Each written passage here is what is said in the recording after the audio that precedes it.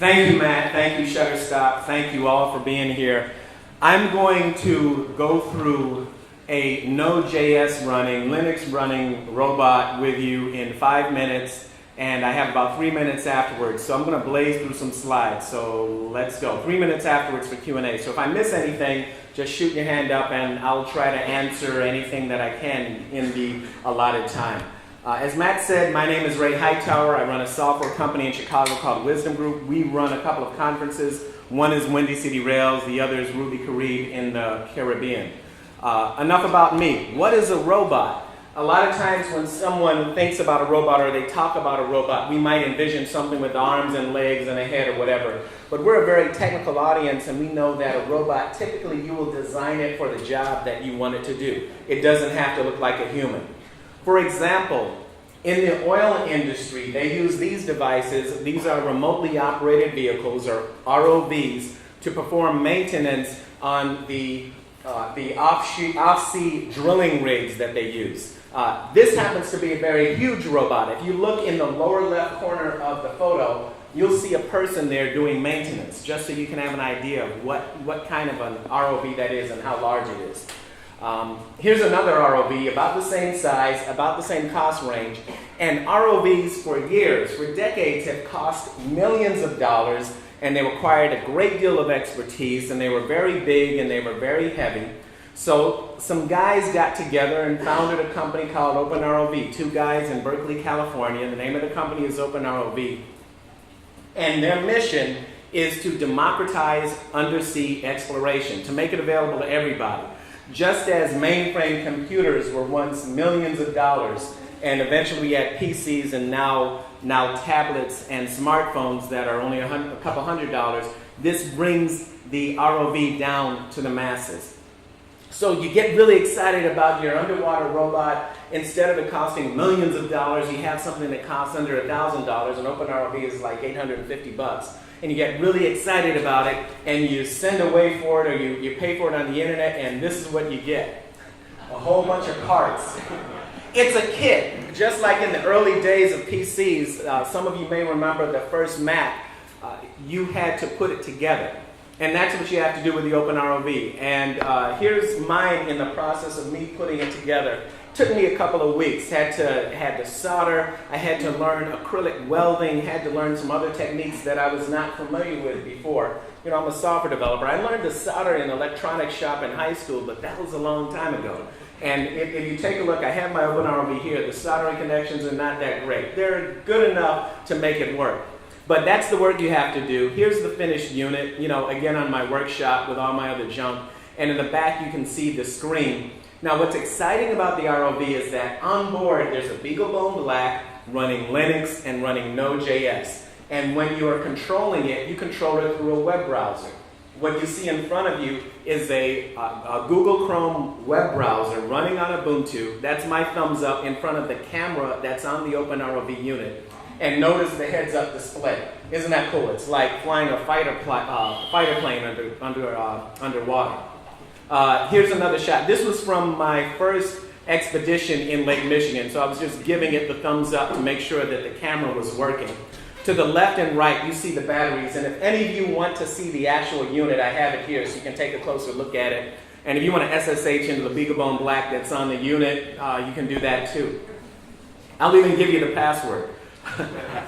So this is underwater. These are rocks at the bottom of Lake Michigan, and there are more rocks at the bottom of Lake Michigan. Now I really did see a fish when I was down there, but I didn't get a photograph of that, but you know, it's cool. And our plan is to do some other expeditions in some places where the water is clearer. You know, we're going to do one in the Caribbean in January, a couple in the Caribbean in January. So let's talk about what's inside this thing. There's a BeagleBone Black about the size of a Raspberry Pi. It runs Linux. In this case, we're running the Ubuntu distribution of Linux. That's the one that the OpenROV team put on there. Now, why am I at a Node.js meeting talking about this? Because it runs Node, and it runs Socket.io, and it runs TCP/IP. And what's so cool is that one of the examples that the owners of the company use when they talk about this, they say that you could have an OpenROV unit in Barbados and control it from a laptop in Taiwan because it talks TCP/IP over the internet. How cool is that? And there are things we're going to be able to do with this technology that we haven't even thought of yet. You know, so far we're playing with this. This is a very new unit to me. I started experimenting with this just a few months ago, so it's very new. Here's the technology stack. You can't see all of that. Writing's too small. So I simplified it, and I'll just go through this with you real quick. We have 3 event loops. We have an event loop going in the browser, Chrome. The OpenROV happens to work better with Chrome than any other browser. I think it's because it's got the V8 JavaScript engine. There's an event loop on the BeagleBone Black where Node.js is running, and an event loop on the Arduino. That's right, there's a BeagleBone Black and an Arduino inside of the unit. And I can show you those if you want to come up and take a look at it. Socket.io manages communications between the browser and the BeagleBone Black on the unit. And there's a serial interface between the Arduino and the BeagleBone Black. And here are a few more pictures. Underwater, being controlled, and with a scuba diver, and with a scuba diver again. Finally, what's ultra cool about OpenROV is that it is completely open source. So if you go to github.com/OpenROV, your Node.js developers, my goodness, you can contribute to this if you want. You can do whatever you want with the software. You know, that's what pull requests are for, right? So, you know, git pull and, you know, knock yourselves out. In this case, I was visiting the factory in Berkeley, and on the left is an electrical engineer, 30 years of electrical engineering experience. On the right is a pilot who pilots human-sized underwater vehicles, and they're collaborating on the next user interface for OpenROV. And these two are customers. They're not part of the company. So customers are hanging out there. It's all open source. It's very cool. So check it out at openrov.com. Or if you want to know more about me, I'm at rayhightower.com. Thank you for listening.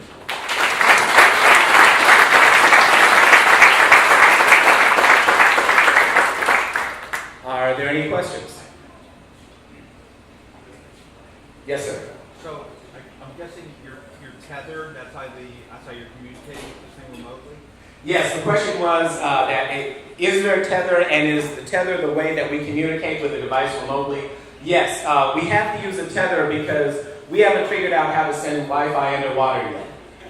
There are some people who are working on a way to convert TCP/IP to sound waves and let those go to a device that receives the sound waves and converts that back into TCP/IP.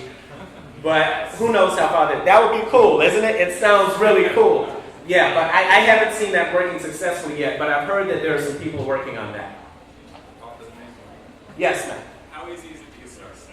How easy is it to get started? You know, that's really relative. I'm not very good with solder. I can do it okay, and I was able to knock it out. It took me about 2 weeks of nights and weekends to knock this out. The founder of the company can build one of these in a day, but, you know, he better, right? So it really depends on what your skill level is with soldering, with working with acrylic, with working with electronics. I had some experience in those other areas, but acrylic, this was a brand new acrylic experience for me. So, yeah, different pace for different people. Yeah.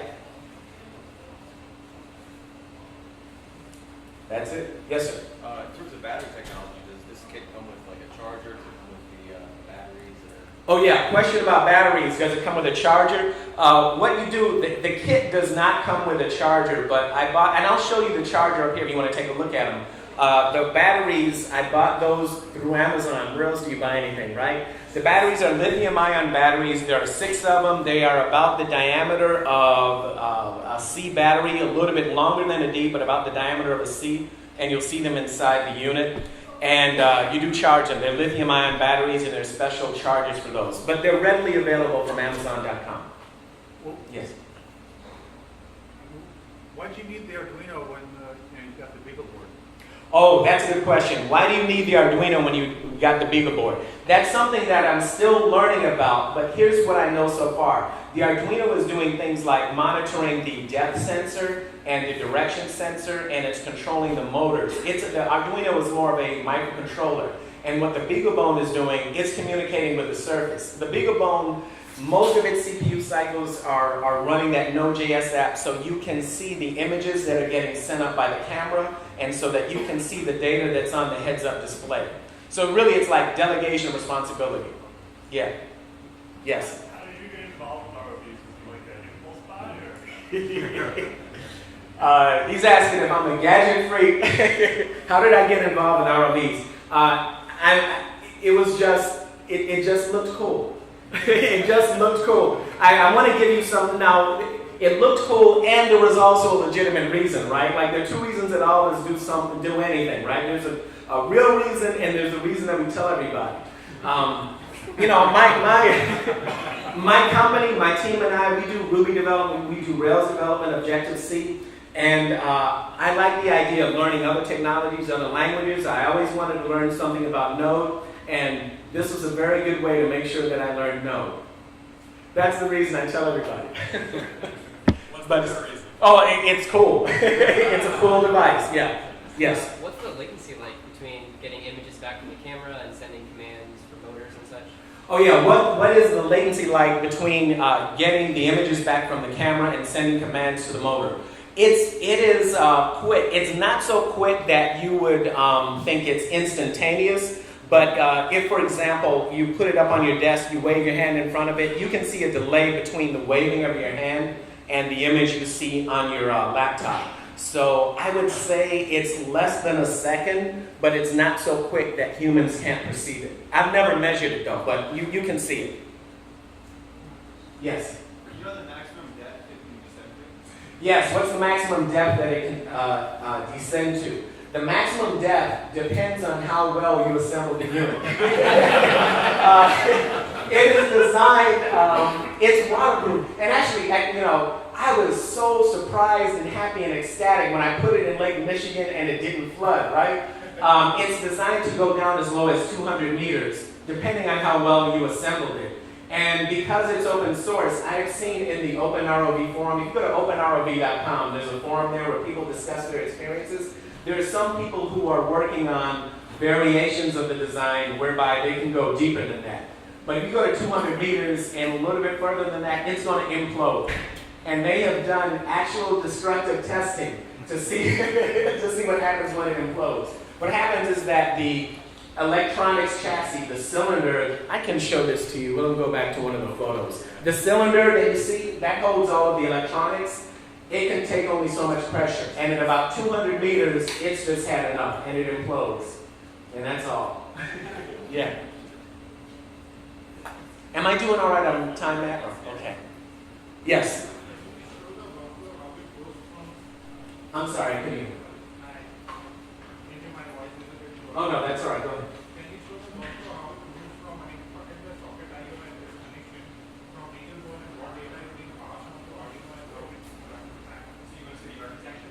Oh, you want to see the architecture? You know what I would suggest for the architecture? That chart, two ways that you can get that. One, I will post my slides at rayhightower.com. They'll be there by tomorrow evening. And the other thing is, if you go to github.com/OpenROV, that architecture chart is there. And the cool thing is, because this is open source, if you look at the repo, you will see updates that are as recent as a few hours ago. So you may actually get something that's more up to date than what I have in my slides. Yes? Do you need like scuba divers to like watch the unit while it's down there? The question is, do you need scuba divers to watch the unit while it's down there? It depends on how you want to do it. And the reason I say it depends is because there are some people whom I've heard want to use this unit in places where they don't want to risk human life. For example, I don't know, under the ice in the Arctic somewhere. You don't want to risk human life down there, unless it's somebody you don't like. So go down there and look at my book. That's not fun. But so it depends on how you want to do it. But ideally, you want to be able to send it down and pilot it while it's down there remotely. That's the ideal way. Oh, and the other thing, more along the lines of remote, but some other OpenROVers have done is they have, like in Tahoe, there was an expedition in Lake Tahoe where they had the OpenROV and the patrol unit on a boat, and then they had a huge Wi-Fi antenna between the boat and a cabin on shore, and the actual pilot was in the cabin on shore. It's TCP/IP. It's TCP/IP, and we know how to do that. We know how to do that all day. Yeah. Everybody in this room knows how to do that.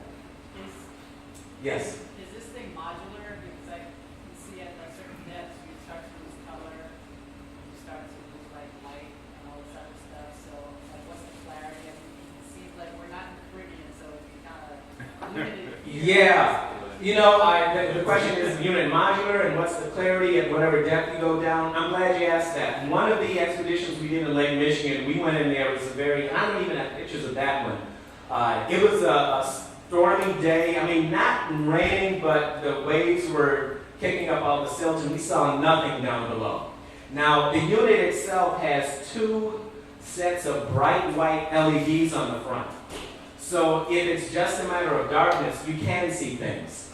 And it also has on the front 2 lasers that are 10 centimeters apart and parallel to each other. And they're not designed for warfare, but the lasers are designed to measure things. They're 10 centimeters apart, which is about that far apart, and they're parallel to each other. So if you see an object and you want to know how big it is, you shine the 2 parallel lasers on that object, and then you can get a rough idea of how large the object is.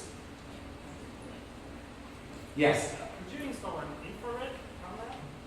Yeah, the question is, could you install an infrared camera? Yes, you could if you wanted to. It's all open source. So especially if, I'm just brainstorming this, if you know of an infrared camera that has a USB interface, the BeagleBone Black inside of the device has a USB interface, so if you happen to have an infrared camera on you, we can try that today. That would be cool.